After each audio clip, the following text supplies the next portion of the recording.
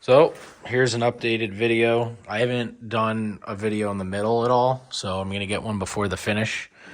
So we rewired the whole bathroom, all new electrical, all new plumbing, got new PVC all the way down to the basement. Just an updated flange for the toilet, complete updated drain for the tub. We gutted obviously the studs, so we got all new green board. We added a bathroom fan, so we got 2 switches. This is our second coat of mud here. Window was already updated, that stayed. And then we went with this, we do this like white gloss tile. It makes it the biggest. So we ripped the soffit out in here. Obviously there's a soffit in here and it makes it so much bigger. So you get the idea. So I'm gonna give you an updated progress video. I'll get some video in the basement of the updated plumbing and the electrical stuff that we've done so far here.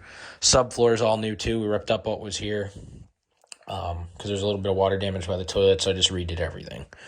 So we'll do an LVP, and we'll get the floor in here, new trim, and then the vanity and toilet and paint, obviously, and we're about done. So it'll be done here very soon. So in the basement here, I just realized I didn't turn the light on, but tub drain, all completely new PVC. We went with 2-inch. It's reduced, obviously, here, but flow to 2-inch all the way down. And then, you know, brand new here. Here's our new circuit. We haven't tied it in, I don't think. Or no, it's been tied in to the box. And then we updated the electric panel. So this is all brand new. So, yep. And then every shut off for everything has, we have new ball valves for everything. I know I wasn't going to show you guys that. I guess it's not important to the bathroom remodel, but I guess it is too. So obviously you have the shut offs under the vanity upstairs, and then you got these in the basement. So everything's new and reliable.